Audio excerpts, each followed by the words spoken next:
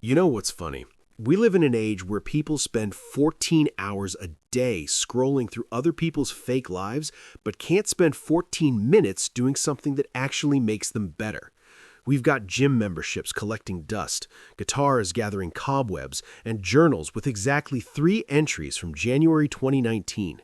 But here's the kicker. The ancient Stoics, guys who lived 2,000 years ago, without Wi-Fi, without Netflix, without even a decent coffee maker, somehow figured out the secret to a life worth living. And it wasn't meditation apps or productivity hacks, it was hobbies, real ones, the kind that rewire your brain, rebuild your character, and turn you into someone you actually respect when you look in the mirror. Today, I'm breaking down 10 hobbies rooted in Stoic wisdom that will literally transform your existence. Not make you feel good for a weekend transform. I'm talking you won't recognize yourself in 6 months transform. These aren't your typical self-help suggestions. This is the real deal, the stuff Marcus Aurelius, Seneca, and Epictetus actually practiced and preached.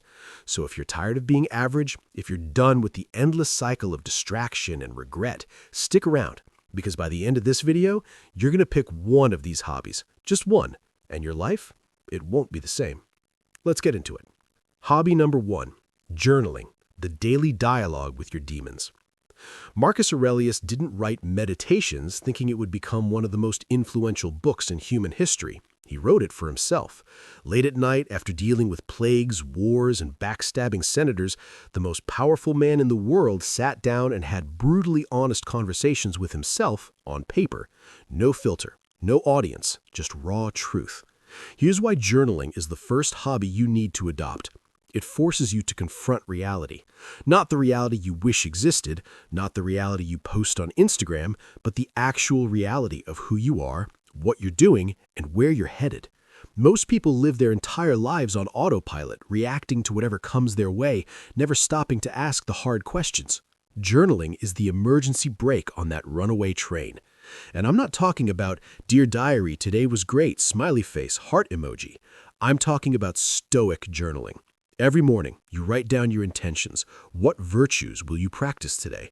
Where might you fail? What challenges are coming, and how will you respond like a rational human being instead of an emotional toddler? Every evening, you review. Where did you succeed? Where did you fall short? What did you learn? This isn't therapy. This is training. You're literally reprogramming your mind through repetition and reflection. Seneca said, "We suffer more in imagination than in reality." Journaling drags those imaginary monsters out of the shadows and into the light, where you can see they're just puppets made of anxiety and assumption. It gives you clarity. It builds self-awareness, and self-awareness is the foundation of every meaningful change you'll ever make. The best part? It takes 10 minutes. You've got 10 minutes. You're just spending them on things that make you worse instead of better. Start tomorrow morning. Get a notebook, not your phone, an actual notebook, and write 3 things. What you're grateful for, what you're working toward, and what obstacle you're going to overcome today. Do it for 30 days and tell me your life doesn't shift. But here's where it gets interesting, because once you master the art of talking to yourself on paper, you'll realize something wild. Words have power, not the kind you read in motivational quotes, but real power, the power to shape reality. And that brings us to hobby number 2, which takes that power and turns it into a superpower the Stoics absolutely worshipped. Hobby number 2, reading. Feeding your mind or starving your potential. You are what you eat. Everyone knows this about food, but somehow we forget it applies to information too. You wouldn't eat garbage for breakfast, lunch, and dinner and expect to feel amazing, yet people consume mental garbage all day. Clickbait articles, rage-bait tweets, reality TV drama, and wonder why they're anxious, scattered, and unfulfilled. The Stoics understood that your mind is either being sharpened or dulled with every single thing you consume. Reading isn't just a hobby, it's a conversation with the greatest minds in history. When you read Marcus Aurelius, you're getting mentored by an emperor. When you read Seneca, you're learning from a man who survived Nero's insanity. When you read Epictetus, you're hearing from a former slave who became one of the wisest teachers in Rome.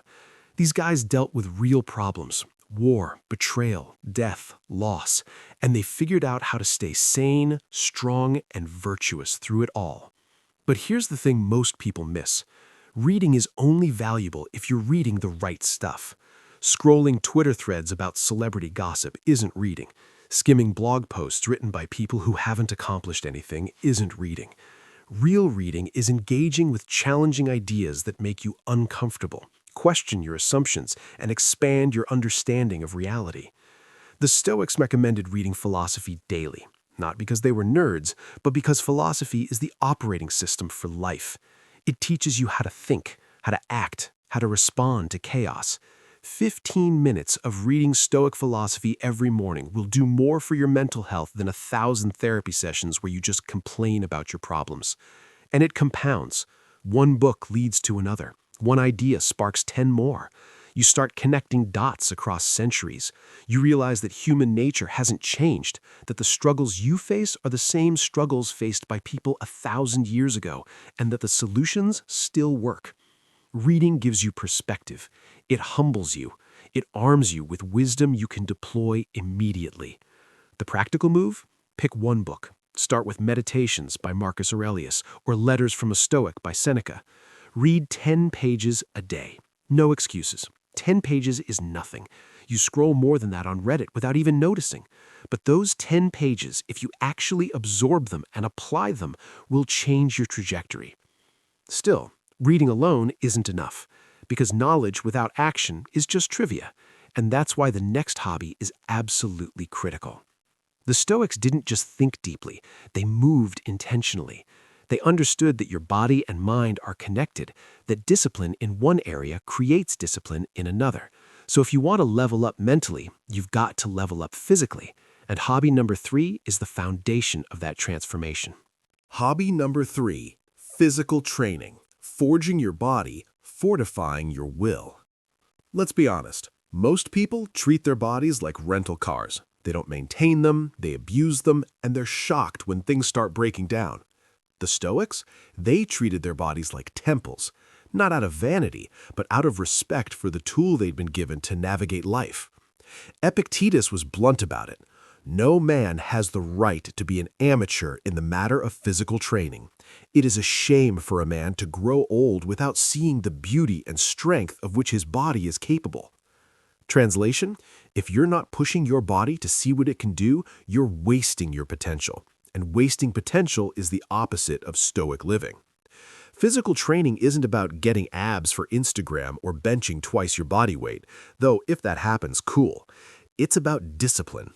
It's about proving to yourself every single day that you can do hard things, that you can wake up when you don't want to, push through when it hurts, and finish what you started. That mental toughness doesn't come from affirmations or vision boards. It comes from grinding through a workout when every fiber of your being is screaming at you to quit. Here's the thing. Comfort is killing you. Slowly. Quietly. Every time you choose the easy path, hitting snooze, skipping the workout, ordering takeout instead of cooking, you're training yourself to be weak. And weakness compounds just like strength does. The Stoics knew this. They practiced voluntary discomfort. They took cold baths, fasted, slept on hard surfaces, not because they were masochists, but because they understood that resilience is built, not inherited. Modern science backs this up. Exercise literally rewires your brain. It boosts neuroplasticity, reduces anxiety, improves focus, and increases your capacity to handle stress. When you train your body, you're training your mind to endure, to persist, to overcome. You're building anti-fragility, the ability to not just withstand pressure, but to grow stronger because of it. And you don't need a fancy gym or expensive equipment. The Stoics didn't have squat racks or Peloton bikes. They had their bodies and gravity. Push-ups, pull-ups, running, sprinting, lifting heavy things. Simple, brutal, effective. Start small if you have to. 10 push-ups, a 15-minute walk, but start and don't stop. Make it non-negotiable, because once you prove to yourself that you can control your body, you'll realize you can control a lot more than you thought. But physical strength is just one piece of the puzzle, because there's another kind of strength the Stoics valued even more. Mental toughness and physical discipline will carry you far, but there's a different kind of power that separates the good from the great, the average from the extraordinary. It's a skill the Stoics mastered, and one that most people today are absolutely terrible at. And no, I'm not talking about productivity hacks or time management. I'm talking about something way more fundamental. Hobby number 4, meditation. Mastering the chaos inside your skull. Okay, before you roll your eyes and think this is some woo-woo nonsense, hear me out. Stoic meditation isn't sitting cross-legged humming mantras while burning incense. It's not about reaching enlightenment or connecting with the universe. It's about one thing: controlling your mind. The Stoics called it premeditatio malorum, the premeditation of evils. Sounds dark, right? But it's genius. Every day you sit down and mentally rehearse everything that could go wrong. Your business could fail, you could lose your job, someone you love could die, you could get sick, your reputation could be destroyed. And then you ask yourself, if this happens, how will I respond? Can I still be virtuous? Can I still maintain my character? This isn't pessimism, this is preparation. Marcus Aurelius wrote, "When you wake up in the morning, tell yourself, the people I deal with today will be meddling, ungrateful, arrogant, dishonest, jealous, and surly." Was he a negative person? No. He was the emperor of Rome. He just knew that if you expect everything to go perfectly, you'll be destroyed when it doesn't. But if you mentally prepare for obstacles, you'll stay calm, rational, and effective when they show up. Modern meditation practices have gotten soft. They're all about relaxation and feeling good. And sure, there's value in that. But Stoic meditation is about becoming mentally unshakable. It's about training your mind to stay focused when everything around you is falling apart. It's about creating space between stimulus and response, so you're not just reacting emotionally to every little thing. Here's a simple practice. Every morning, spend 5 minutes visualizing your day. See yourself encountering challenges, traffic, difficult people, setbacks, frustrations. Now see yourself responding with patience, rationality, and virtue. Don't avoid the negative. Face it head on. Normalize it. By the time the real challenge arrives, your brain has already rehearsed the response. You won't panic, you won't crumble, you'll execute. And every night, spend 5 minutes reviewing your day. Where did you lose control? Where did you react poorly? Not to beat yourself up, but to learn, to adjust, to improve. This is meditation as training, not as escape. The Stoics believe that most human suffering comes from our judgments about events, not the events themselves. Meditation teaches you to examine those judgments, to question them, to strip away the emotional drama and see reality clearly. And when you see reality clearly, you make better decisions. You waste less energy on things you can't control. You become free. And speaking of freedom, once you've trained your mind to stay calm under pressure, you'll discover that the real power move isn't just managing your internal world, it's engaging with the external world in a way that actually matters. Most people are completely disconnected from the communities around them, isolated in their digital bubbles, complaining about problems but never doing anything about them. The Stoics, they were the opposite. And hobby number 5 is how they made a real impact. Hobby number 5, volunteering. Serving others, saving yourself. Here's a truth that'll make you uncomfortable. You're probably way too focused on yourself, your problems, your goals, your feelings, your needs. And I get it. We live in a culture that glorifies self-optimization and personal branding. But the Stoics understood something crucial. The path to a meaningful life isn't through endless self-improvement. It's through service. Marcus Aurelius wrote, "What brings no benefit to the hive brings none to the bee." You're part of a larger community, a larger ecosystem. And when you contribute to the well-being of that system, you benefit too. Not in some abstract karma will reward you way, but in a concrete, psychological, this actually makes you happier way. Volunteering forces you to get outside your own head. You stop obsessing over your minor inconveniences when you're serving food to people who don't know where their next meal is coming from. You stop complaining about your job when you're mentoring a kid who'd kill for the opportunities you take for granted. Perspective is a gift, and volunteering delivers it in spades. But it's more than perspective. The Stoics believed that virtue is its own reward. When you act with kindness, generosity, and compassion, you're practicing the fundamental human excellences. You're becoming a better version of yourself. And unlike chasing money, status, or validation, all of which depend on external factors you don't control, virtue is entirely within your power. You can always choose to be helpful. You can always choose to be kind. And here's the beautiful irony. People who volunteer regularly report higher levels of happiness and life satisfaction than people who don't. Serving others literally makes you feel better. It gives you purpose. It connects you to something bigger than your own narrow self-interest. It reminds you that you matter, that your actions have impact, that you're not just a passive consumer drifting through life. The practical move? Pick one cause you care about. Doesn't matter what it is. Environmental conservation, youth mentorship, animal rescue, homelessness, literacy. Just pick one. Then commit to 4 hours a month. That's it. 1 hour a week. You've got time. You're just spending it on things that don't matter. Redirect that energy towards something that does. And watch what happens. Watch how your problems shrink. Watch how your sense of meaning expands. Watch how you start seeing yourself as someone who contributes, not just someone who consumes. That shift in identity, that's everything. But let's be real, you can't pour from an empty cup. And while serving others is crucial, there's another hobby the Stoics practiced religiously, one that's about creating beauty, expressing yourself, and leaving something behind that outlasts you. It's about channeling your inner chaos into external order. And in a world drowning in noise, this might be the most underrated skill you can develop. Hobby number 6, creative writing, turning your thoughts into legacy. You think the Stoics were just stern, emotionless philosophers grinding through life without passion? Think again. Marcus Aurelius wrote one of the most profound books in human history. Seneca penned letters that have guided people through darkness for 2 millennia. Epictetus' teachings, transcribed by his students, still shape how millions approach adversity today. These guys understood something most people miss. Writing is thinking. And if you can't write clearly, you can't think clearly. Creative writing isn't just for novelists and poets. It's for anyone who wants to process their experiences, clarify their values, and communicate ideas that matter. When you write, you're forced to organize the chaos in your head. You can't hide behind vague feelings or half-formed thoughts. You have to pin things down, examine them, make them coherent. And that process, that's where growth happens. Here's what's crazy. Most people go through life having the same thoughts on repeat, cycling through the same worries, the same frustrations, the same mental loops, never actually resolving anything. Writing breaks that cycle.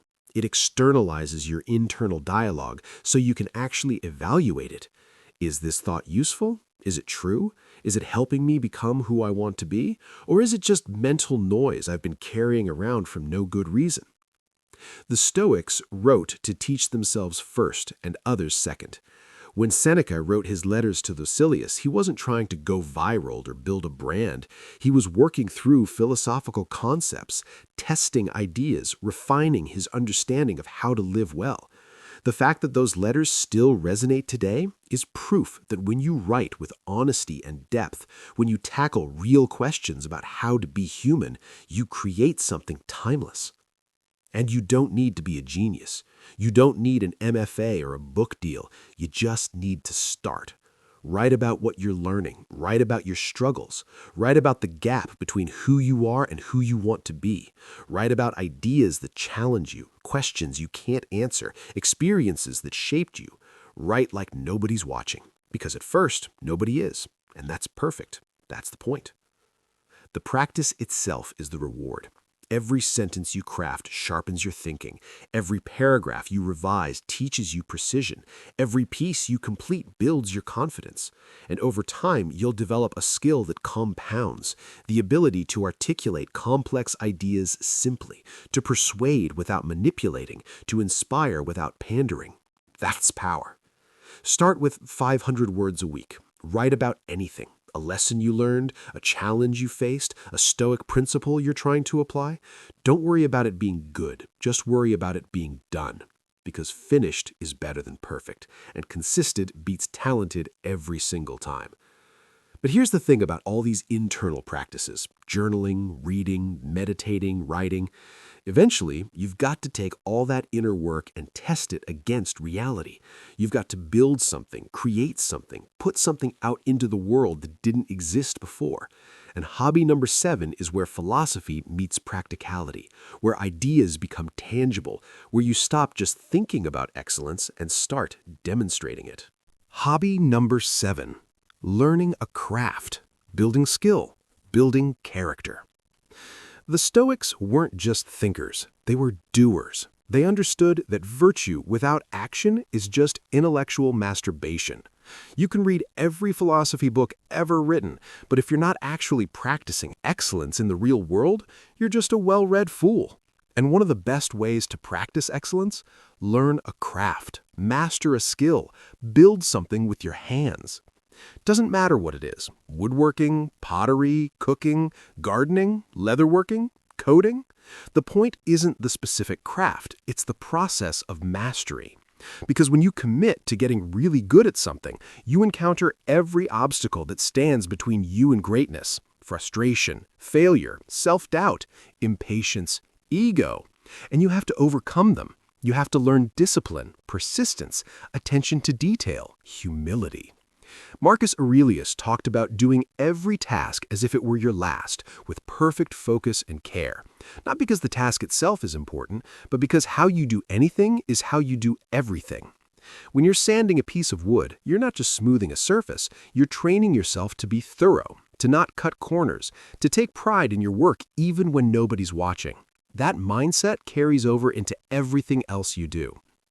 Here's what modern culture gets wrong. We worship the result and ignore the process. We want the finished product, the Instagram-worthy outcome, the recognition. But the Stoics knew that the real value is in the becoming, not the arriving. The hours you spend learning a craft, making mistakes, improving incrementally, that's where character is built. That's where you prove to yourself that you can commit to something difficult and see it through. And there's something deeply satisfying about creating physical things in a digital world. We spend all day manipulating pixels, sending emails, having virtual conversations. It's abstract, it's ephemeral. But when you build a table, cook a meal, grow a tomato plant, you've created something real, something you can touch, use, share. That connection to the physical world grounds you. It reminds you that you're not just a brain floating in cyberspace. You're a human being with agency and capability.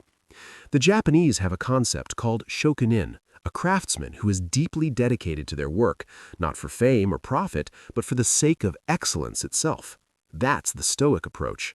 You're not learning a craft to start a side hustle or impress people. You're doing it to become someone who doesn't settle for mediocrity, who respects the process, who understands that mastery is a journey without a destination.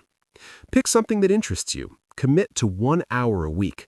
Watch a tutorial. Make something terrible. Make it again, slightly less terrible. Keep going. In 6 months, you'll have a skill. In a year, you'll have competence. In 5 years, you'll have mastery. And along the way, you'll have become the kind of person who finishes what they start. But mastery isn't just about external skills. There's an internal craft that's even more important. All the philosophy, all the physical training, all the creative pursuits in the world won't save you if you can't control the one thing that determines the quality of your entire existence. The Stoics were obsessed with this. They wrote about it constantly. And it's the one area where most people are completely undisciplined, reactive, and weak.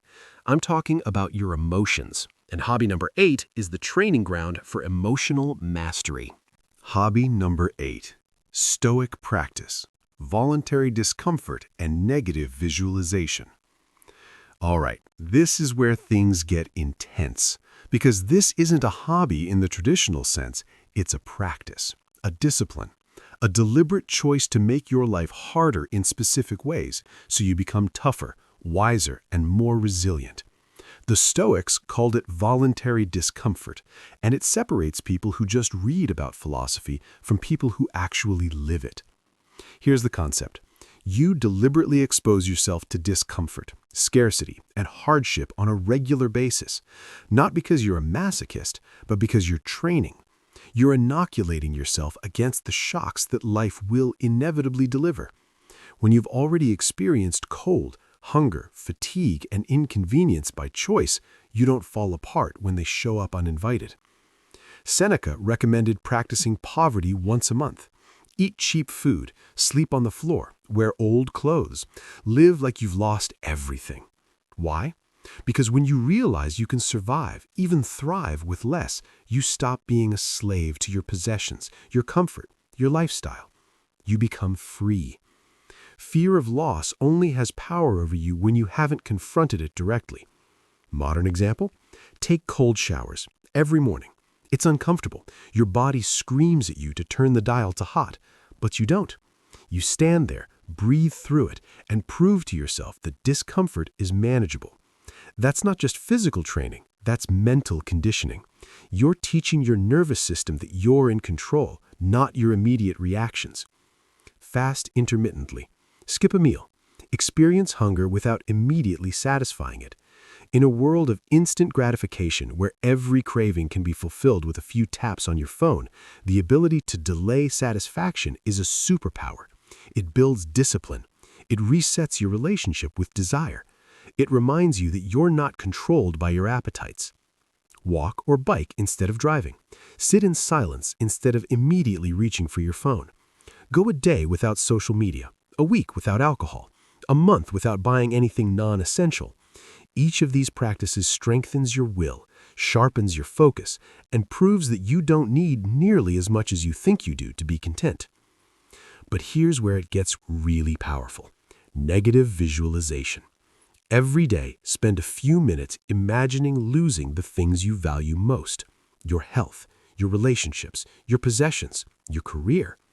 Not to be depressing, but to cultivate gratitude and prepare for reality. Because you will lose things. That's not pessimism, it's fact. Everything is temporary. When you meditate on this truth regularly, two things happen. First, you appreciate what you have right now instead of taking it for granted. Second, when loss actually comes, you're not blindsided, you're prepared.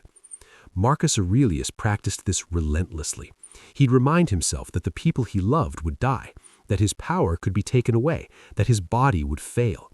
Not to make himself sad, but to make himself strong, to remove the element of surprise from suffering, because surprise is what breaks people.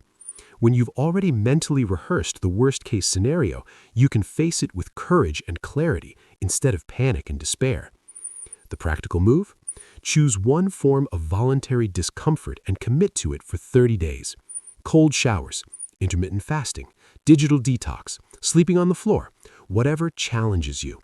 And combine it with 5 minutes of negative visualization each morning. Imagine losing something you value. Then open your eyes and appreciate that you still have it. This practice will rewire your brain in ways that no amount of positive thinking ever could. But let's be honest, all this internal work, all this discipline, all this philosophy, it means nothing if you're isolated, disconnected, going through life alone. Human beings are social creatures. We're wired for connection. And the Stoics knew this. They valued friendship, community, and meaningful relationships above almost everything else. Which brings us to hobby number 9, the one that might actually be the most important on this entire list. Hobby number 9. Cultivating deep friendships, building your philosophical tribe. Seneca wrote, "Associate with people who are likely to improve you." That's not just advice, that's a survival strategy, because you're the average of the 5 people you spend the most time with. If you're surrounded by complainers, quitters, and mediocrities, guess what? You'll become one.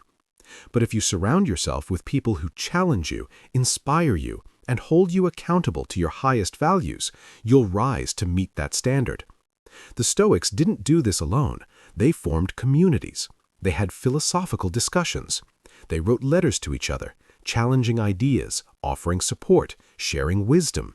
Seneca and Lucilius, Marcus Aurelius and Fronto, Epictetus and his students. These weren't casual friendships, they were deep, intentional relationships built on mutual growth and philosophical alignment. And here's what modern culture gets catastrophically wrong. We've replaced real friendship with social media connections. We've got hundreds of followers and nobody we can call at 3 a.m. when life falls apart. We've got endless, superficial interactions and zero deep conversations. We're more connected than ever and more lonely than ever, because connection without depth is just noise. Real friendship, Stoic friendship, is about virtue. It's about finding people who share your values and your commitment to becoming better. People who will tell you the truth even when it's uncomfortable. People who'll celebrate your wins without jealousy and support your struggles without judgment. People who care more about your character than your accomplishments. This is a hobby because it requires effort. Friendship doesn't just happen. You have to cultivate it. You have to reach out, initiate conversations, be vulnerable, show up, invest time. Most people are passive about relationships. They wait for others to make the first move, then complain about being lonely. The Stoic approach? Take responsibility. Be the friend you wish you had. Start by identifying people in your life who embody qualities you admire: courage, wisdom, discipline, kindness. Then actively invest in those relationships. Have regular conversations about meaningful topics, not just sports and weather, but philosophy, values, challenges, growth. Create a small group, even just 2 or 3 people, who meet monthly to discuss Stoic texts and hold each other accountable to living philosophically. This isn't networking, this isn't transactional, this is soul-level connection with people who make you better by proximity. Aristotle called it virtue friendship, the highest form of friendship, where you value the other person for who they are, not what they can do for you. The Stoics agreed completely. And here's the payoff. When you have real friends, people who know you deeply and support your growth, you become resilient in ways you can't achieve alone. You have perspective when you're lost. You have encouragement when you're doubting. You have accountability when you're slipping. You have celebration when you're winning. Life stops being a solo mission and becomes a shared journey. The practical move? Identify 3 people you respect. Reach out this week, not with small talk, but with substance. Hey, I'm working on becoming more disciplined. Want to grab coffee and talk about what's working for you? Or, I'm reading Marcus Aurelius. Want to read it together and discuss? Watch how quickly depth replaces superficiality when you're willing to go first. But friendships, as valuable as they are, still leave one crucial element unaddressed. Because at the end of the day, when everyone else is gone, when the noise dies down, when you're alone with your thoughts, there's one relationship that determines everything: the relationship you have with yourself. And hobby number 10 is the master key that unlocks all the others, the foundation upon which everything else is built. Hobby number 10, daily reflection, the Stoic evening ritual. This is it, the ultimate Stoic practice, the one that ties everything together. If you only adopt one habit from this entire video, make it this one. Because daily reflection is how you actually improve. It's how you turn experiences into wisdom, mistakes into lessons, and intentions into reality. Here's how it works. Every single night, before you go to sleep, you review your day. Not passively, not scrolling through mental highlights, actively, deliberately. You ask yourself specific questions, and you answer them honestly. Seneca outlined this practice perfectly. I make use of this opportunity, daily pleading my case at my own court. When the light has been taken away, and my wife has become silent, already aware of my habit, I examine my entire day, and retrace all my deeds and words. I conceal nothing from myself. I omit nothing. The questions are simple but powerful. What did I do well today? Where did I demonstrate virtue, courage, wisdom, justice, temperance? Where did I live up to my values? Where did I fall short? Where did I lose my temper? Where did I act out of fear or laziness? Where did I compromise my principles? What could I have done better? Not to beat yourself up, but to learn. If that situation happened again tomorrow, how would I respond differently? What am I grateful for? What went right that I might have overlooked or taken for granted? This isn't journaling for the sake of journaling. This is active learning. You're running an after-action review on your own life, extracting lessons in real time, course-correcting before bad habits solidify. Most people make the same mistakes over and over because they never stop to analyze why they're making them. Daily reflection breaks that cycle. Marcus Aurelius did this religiously. Every night, he'd review his actions, his thoughts, his reactions. He'd remind himself of Stoic principles. He'd prepare mentally for the next day. That's how the most powerful man in the world stayed grounded, humble, and focused on what actually mattered. And here's the beautiful thing. This practice compounds. After a week, you'll notice patterns. After a month, you'll see real changes in your behavior. After a year, you'll barely recognize the person you used to be. Because you're not just living life, you're learning from it. Every day becomes data. Every experience becomes a teacher. The key is honesty. You have to be brutally honest with yourself. No excuses, no justifications, no spinning failures into pseudo-successes, just truth. Where did you succeed? Where did you fail? What will you do differently tomorrow? This is uncomfortable. Your ego will resist. It wants to protect you from seeing your flaws, your weaknesses, your contradictions. But growth lives on the other side of that discomfort. When you can look at yourself clearly, without judgment, but with total honesty, you gain the power to change. The practical move? Tonight, before bed, take out your journal. Write down the date. Then answer those 4 questions. 5 minutes. That's all it takes. Do it tomorrow night and the night after that. Make it non-negotiable. This isn't optional if you're serious about growth. This is the engine that drives everything else. And here's what you'll discover. All these hobbies work together. Journaling helps you reflect. Reading gives you wisdom to apply. Physical training builds discipline. Meditation strengthens your mind. Volunteering connects you to others. Writing clarifies your thinking. Learning a craft develops excellence. Voluntary discomfort builds resilience. Deep friendships provide support. And daily reflection ties it all together, ensuring you're actually learning and growing instead of just going through the motions. The integration, how these hobbies work together. Now here's where this gets really interesting, because these aren't just 10 random activities you pick from like a buffet. They're interconnected. They reinforce each other. They create a system of growth that's exponentially more powerful than any single practice could ever be. Think about it. When you start journaling every morning, you become more self-aware. That self-awareness makes your reading more impactful because you're not just passively consuming information, you're actively looking for insights that apply to your specific challenges. Those insights inform your meditation practice, giving you concrete principles to rehearse and embody. Your meditation sharpens your focus, which improves your physical training because you're fully present during workouts instead of just going through the motions. Physical training builds discipline that carries over into learning your craft, where you develop patience and attention to detail.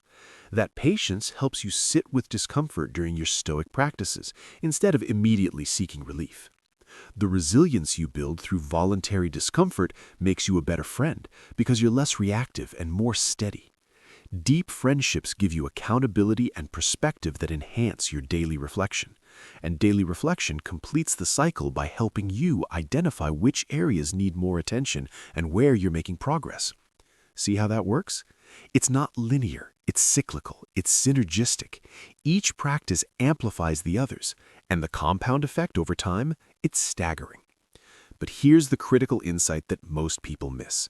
You can't do all of this at once. If you try to start 10 new habits tomorrow, you'll be overwhelmed, you'll burn out, and you'll quit everything within a week. The Stoics understood this. They practiced progressive training. They built one habit at a time until it became automatic, then added another. So here's your actual action plan, not the fantasy version, where you wake up tomorrow as a completely different person. The realistic version where you actually change your life through consistent, manageable steps. The practical implementation strategy.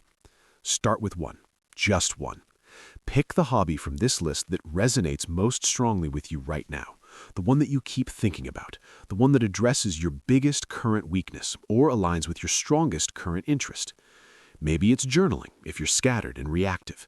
Maybe it's physical training if you've been sedentary and soft. Maybe it's reading if you feel intellectually stagnant. Maybe it's volunteering if you're drowning in self-obsession. Commit to that one practice for 30 days, not casually, not I'll try it when I have time. Full commitment, non-negotiable. Build it into your daily routine with the same importance as eating or sleeping. Set a specific time, create environmental triggers, track your consistency. Make it so automatic that not doing it feels weird. Week 1 will be difficult. Your brain will resist. It'll throw every excuse at you. You're too busy. You're too tired. You'll start tomorrow. It's not making a difference yet. Push through. This is the critical period. This is where most people quit. Don't be most people. Week 2 gets slightly easier. The novelty wears off, but the habit starts forming. You're not relying purely on motivation anymore. You're building a routine. Week 3 is where you start seeing results. Subtle ones, but real ones. You feel different. You think differently. You notice changes in how you respond to challenges. Week 4 solidifies it. The practice becomes part of who you are. It's not something you're trying to do. It's something you do. Then, and only then, add a second practice. Use the same 30-day commitment approach. Now you've got 2 habits reinforcing each other. Give it another month, add a third. You see where this is going? In 1 year, you could have all 10 of these practices integrated into your life, not through some superhuman effort, but through patient, progressive implementation. And the person you'll be in 12 months? Unrecognizable compared to who you are today. But there's something crucial you need to understand about this process. The obstacle is the practice. You're going to mess up. Guaranteed. You'll skip days, you'll forget, you'll lose motivation. You'll question whether any of this matters. And when that happens, not if, when, you'll face a critical choice. You can use it as evidence that you're not cut out for this, that you don't have enough discipline, that you should just quit. Or you can use it as the exact practice the Stoics were talking about. Because here's the truth they understood. The obstacle is the way. Every time you fail and choose to start again anyway, you're building resilience. Every time you notice resistance and push through it, you're strengthening your will.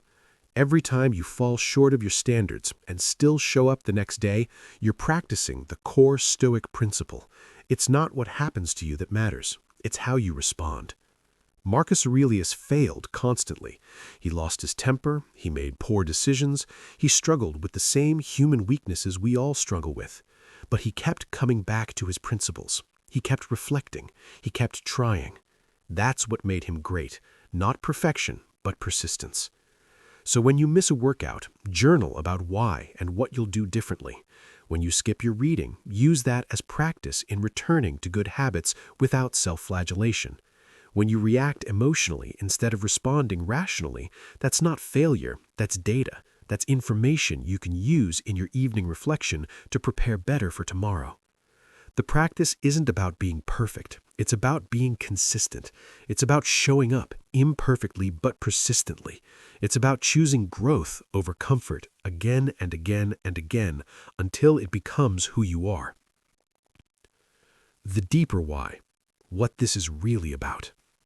Let's zoom out for a second, because this isn't really about hobbies. It's not even about self-improvement in the way most people think about it. This is about something much more fundamental. This is about becoming fully human. The Stoics believed that human beings have a specific function, a specific excellence. Just like a knife is excellent when it cuts well, and a musician is excellent when they play well, a human being is excellent when they live according to reason, virtue, and their highest nature. Most people never even attempt this. They drift through life, pushed around by circumstances, controlled by their impulses, never questioning whether they're actually living or just existing. These 10 hobbies, journaling, reading, physical training, meditation, volunteering, creative writing, learning a craft, Stoic practice, cultivating friendships, daily reflection, they're not just activities. They're the training ground for human excellence. Each one develops a different aspect of your character, strengthens a different capacity, cultivates a different virtue. Together, they transform you from someone who's at the mercy of life into someone who actively shapes their life, from someone who reacts to circumstances into someone who responds with wisdom, from someone who's driven by fear, desire, and social conditioning into someone who's guided by principles, purpose, and self-knowledge. This is what the Stoics meant by living in accordance with nature, not tree-hugging or going off-grid, but living according to your rational, social, virtuous nature, becoming what you're capable of becoming, fulfilling your potential not just in terms of achievement, but in terms of character. And here's the beautiful paradox. When you stop chasing happiness and start pursuing virtue, when you stop trying to feel good and start trying to be good, you end up happier than you ever were before. Not the shallow, fleeting happiness that comes from pleasure or success, the deep, enduring happiness that comes from knowing you're living with integrity, that you're growing, that you're contributing, that you're becoming someone you respect. The final challenge. Which will you choose? So here we are. You've made it through all 10 hobbies. You understand what they are, why they matter, and how they work together. Now comes the only question that actually counts. What are you going to do about it? Because here's the thing. You can watch this video, feel inspired, think, yeah, I should really do that, and then do absolutely nothing. You can go right back to scrolling, consuming, distracting yourself, living the same life you were living before. And in 6 months, you'll be exactly where you are now. Maybe a little more cynical, a little more convinced that change is impossible. Or you can make a different choice. Right now, today, you can pick one of these hobbies and commit. Actually commit. Not try or see how it goes or do it when you have time. Commit. Decide that for the next 30 days, this practice is non-negotiable. That you're going to do it even when you don't feel like it, even when it's inconvenient, even when you don't see immediate results. Let me be clear about what's at stake here. This isn't about becoming a more productive worker or a better social media personality or hitting some arbitrary goal. This is about who you become. This is about whether you live intentionally or accidentally. This is about whether you develop into someone you're proud to be or whether you stay someone you barely tolerate. The Stoics had a concept called memento mori, remember that you will die. Not to be morbid, but to be realistic. You have limited time. Every day you waste is gone forever. You can't get it back. So the question is, are you going to spend that time becoming better or staying the same? Are you going to invest in your growth or squander your potential? 20 years from now, you're going to be someone. The only question is who? Will you be someone who took this seriously, who built these practices into your life, who transformed yourself through consistent effort? Or will you be someone who watched a lot of videos, had a lot of good intentions, but never actually did anything? Your choice, right now, this moment. Here's what I want you to do. Before this video ends, before you close this tab, before you move on to the next distraction, I want you to make a decision. Pick one hobby from this list, not the one that sounds easiest or most fun. Pick the one you need most, the one that addresses your biggest weakness or develops your most important strength. Write it down, not mentally, physically write it down. Get a piece of paper or open a note on your phone and write, for the next 30 days, I will specific practice at specific time every specific frequency. Be concrete. I will journal every morning for 10 minutes right after I wake up. I will do 20 push-ups, 20 squats, and a 1-minute plank every day before breakfast. I will read 10 pages of Stoic philosophy every night before bed. Then, and this is crucial, share it with someone. Text a friend, post it in the comments, tell your family, make it real by making it public. Accountability is the difference between an intention and a commitment. And here's my promise to you. If you actually do this, if you genuinely commit to one of these practices for 30 days, your life will change. Not in some magical overnight transformation, but in real, measurable ways. You'll feel more in control. You'll think more clearly. You'll respond to challenges better. You'll like yourself more. And once you experience that, once you feel the difference between drifting and directing your life, you won't want to go back. You'll add a second practice, then a third, and before you know it, you'll be living philosophically, growing consistently, becoming someone remarkable. But it starts with one decision, one hobby, one commitment, right now. Your life won't be the same.